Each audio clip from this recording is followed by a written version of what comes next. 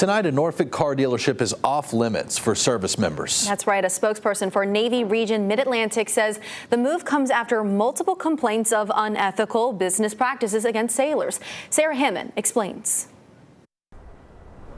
Icon Motorsports is now off limits to Hampton Road service members. That's according to Lieutenant Commander Victor Marquez, Deputy JAG for Navy Region Mid-Atlantic. I want to make sure it's very clear that this is a last resort. Marquez says the car dealership was engaging in unethical business practices against sailors. Workers allegedly coerced service members with no driver's license to buy a car, refused refunds after selling defective cars, made false promises to resell a used car, and engaged in bird dogging on board the naval base. One of the cases, for example, was $5,000 placed as a deposit for a defective car. We went to Icon Motorsports to try to speak to the owner, but the property was locked and the phone number was disconnected.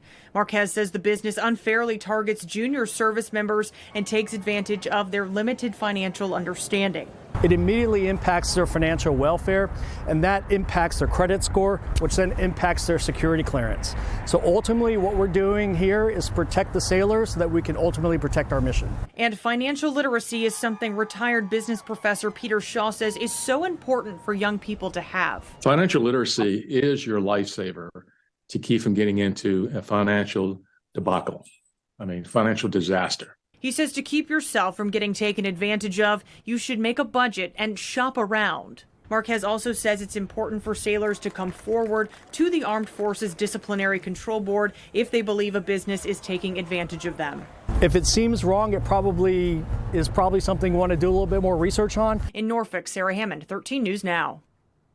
Icon Motorsports will remain on the off-limits list until the next Armed Forces Disciplinary Control Board meeting. Businesses are given the opportunity to notify the board that corrective actions have been taken, but Marquez says they haven't heard from the business owner since they began reaching out.